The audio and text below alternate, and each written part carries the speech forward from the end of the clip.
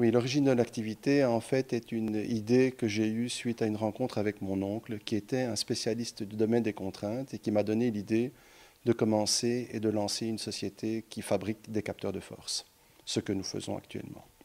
85% de notre marché est à l'exportation. Nous exportons dans plus de 50 pays, dont en Chine. Et là, nous sommes effectivement une société assez particulière parce que très peu d'entreprises, certainement dans le domaine des capteurs, sont capables d'exporter là-bas. C'est plutôt le contraire. Normalement, toutes les autres entreprises importent de Chine. Nous faisons le contraire, nous exportons. Le capteur de force, en fait, est un des composants principaux d'une balance. Lorsque vous considérez une balance électronique, vous avez trois choses. Vous avez une carrosserie, un affichage et un senseur.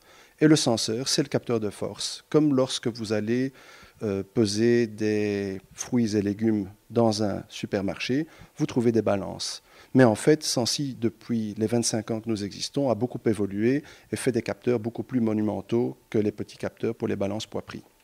Nous couvrons pratiquement toute industrie. Nous commençons dans l'industrie de l'alimentaire, l'industrie de l'acier, la pétrochimie, la chimie, le domaine portuaire, le domaine aéronautique.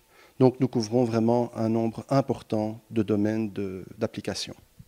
La croissance que nous rencontrons, et qui est d'ailleurs assez importante cette année, puisqu'on va accroître de plus de 20% en chiffre d'affaires, est essentiellement basée par notre stratégie de développement de nouveaux produits et de nouveaux marchés. Nous sommes extrêmement actifs dans les développements tant de nouveaux produits qui répondent aux demandes des clients que la découverte de nouveaux marchés.